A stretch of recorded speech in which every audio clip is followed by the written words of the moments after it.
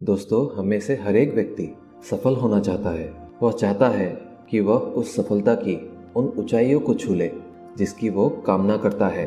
हर व्यक्ति सोचता है कि उसे सफलता का कोई ऐसा मार्ग मिल जाए, कोई ऐसा रास्ता मिल जाए जिस पर चलकर वो सफलता की उन ऊंचाइयों को छू सके। और कई सारे लोग ये भी पूछते हैं कि कोई तो ऐसा मार्ग अवश्य होगा जिस पर चलकर हम कामयाबी पा सकें। क्या कोई ऐसा मार्ग है, ऐसा कोई सूत्र है? अब आपके मन में यही प्रश्न उठ रहा होगा कि क्या कोई ऐसा सूत्र है, ऐसा कोई मार्ग है जिस पर चलकर हम कामयाबी पा सकें। दोस्तों, आज की जो कहानी मैं आपको सुनाने जा रहा हूँ, अधिकांश लोग ये सुनकर यही कहेंगे कि इस कहानी को तो हमने पहले भी सुना है।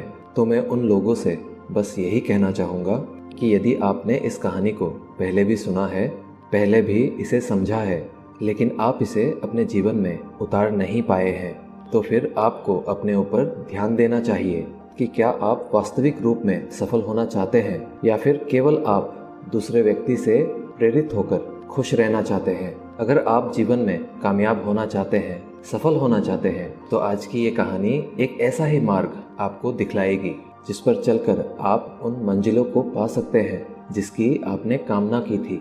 बहुत समय पहले की बात है। एक नगर में एक नौजवान रहता था जिसकी इच्छा थी कि वह भी जीवन में बहुत कामयाब हो जाए, सफल बने।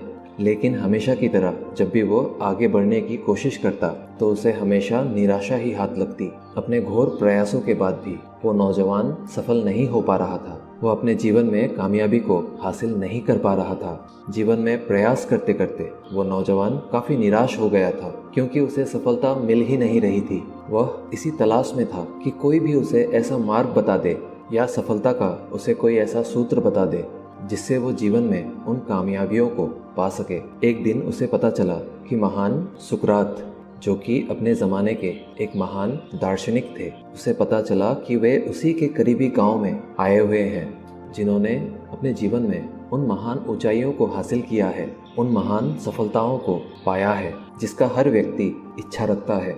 वो नौजवान तुरंत ही उनसे मिलने के लिए निकल पड़ा। वह उनके पास पहुंचकर उनसे पूछता है, गुरुदेव, जीवन में सफलता का क्या रहस्य है? आखिर आपने जीवन में सफलता कैसे पाई?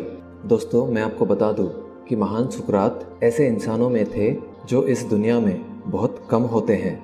आज के जीवन में उनके जैसी महानता बहुत ही कम लोगों में पाई जाती है। वो नौजवान आगे कहता है, आपकी इतनी ख्याति है, आपकी बात सभी लोग मानते हैं। मैं आपसे ये जानना चाहता हूँ कि कामयाबी का राज क्या है? कौन सा ऐसा मार्ग है जिस पर चलकर मैं कामयाबी पा सकता हूँ? गुरुदेव, आखिर मैं सफल कैसे हो सकता हूँ? गुरुदेव ने उस नौजवान की सारी बातें बड़े ही ध्यान से सुनी और उस लड़के से कहा, यदि तुम सफल बनना चाहते हो, यदि तुम कामयाबी पाना चाहते हो, तो कल सुबह सुबह मुझे नदी के किनारे पर मिलना।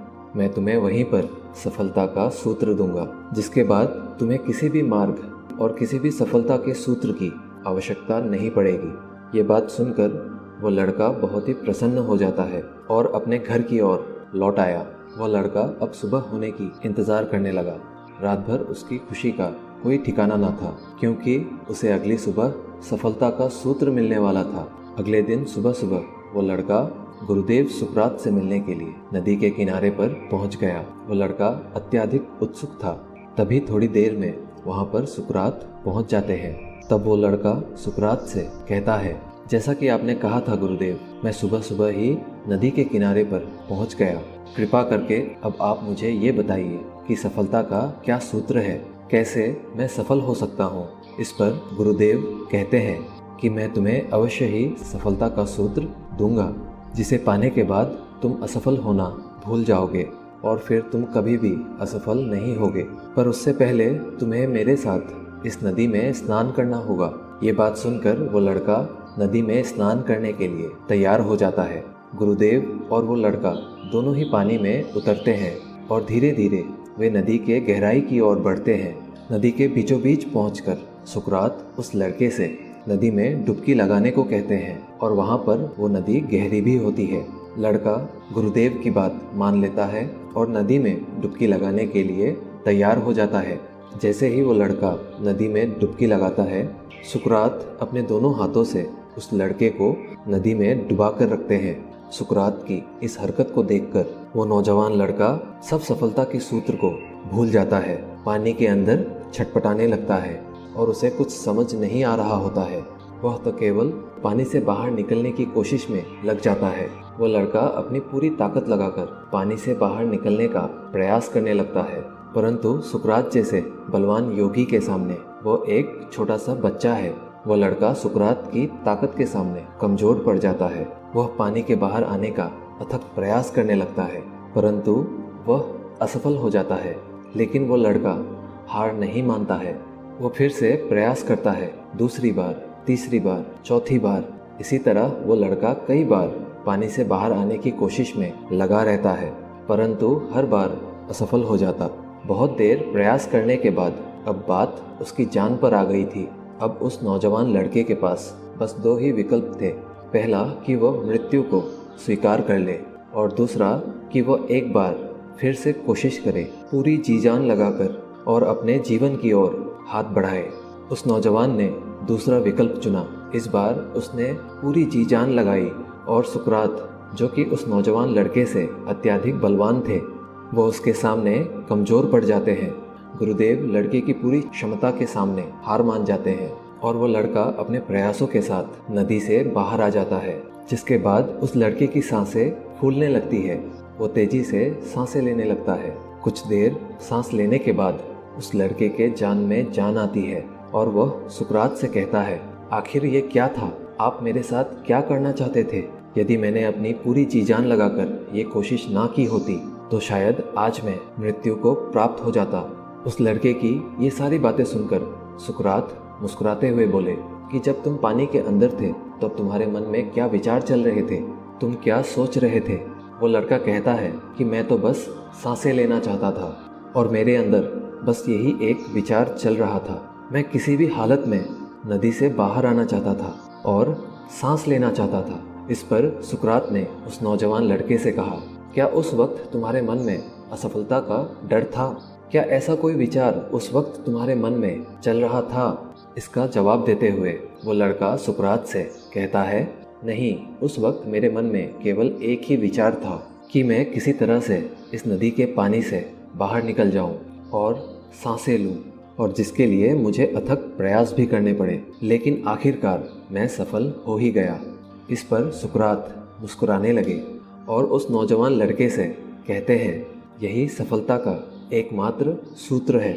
जब तुम किसी चीज़ को हासिल करना चाहते हो तो उसके लिए भी तुम्हें इसी तरह का अथक प्रयास करना होगा और उतनी ही बुरी तरह से तुम्हें चाहना होगा, उसे पाने की कोशिश करनी होगी। जिस तरह से तुमने अभी सांस लेने की कोशिश की थी और जिस प्रकार तुम्हारे मन में असफलता का कोई डर नहीं था, ठीक उसी तरह से तुम्हें जीवन में उस चीज़ को पाने की कोशिश करनी होगी। तुम उस समय केवल सांस लेना चाहते थे और तुम्हें सफलता मिल गई। ठीक इसी तरह जब तुम किसी चीज़ को पूरी तरह से चाहोगे, पूरी तरह से पाने की इच्छा में जुट जाओगे, उसके अलावा तुम्हारे आसपास क्या हो रहा है, क्या चल रहा है, इसकी खबर तक तुम तक नहीं पहुंचेगी। तुम्हारे ध्यान में केवल तुम्हारा लक्ष्य होगा, तो तुम अवश्य ही अपने लक्ष्य को पाने में सफल हो जाओगे। इसके अलावा जीवन में सफलता का और कोई सूत्र नहीं है और ना ही इसका कोई रहस्य है। यही एकमात्र मार्ग है जिससे तुम सफलता तक पहुंच सकते हो, उन कामयाबियों को हासिल कर सकते हो जिसकी तुम अपने जीवन में इच्छा या कामना रखते हो। दोस्तों, ये कहानी हमें ये सिखाती है, जब हम किसी चीज़ को पाना चाहते हैं, जब हमारे मन में ऐसा कोई लक्ष्य होता है, ऐसा कोई सपना होता है, तो हमें खूब मेहनत करनी चाहिए और मेहनत तब तक करनी चाहिए जब तक हम जीवन में सफल ना हो जाएं। लेकिन इस बात का ध्यान रखें, आपके अथक प्रयासों में आपके मन में असफल होने का डर कई बार आएगा, तो इस डर को मिटाने के लिए आपको और अधिक प्रयास करना है।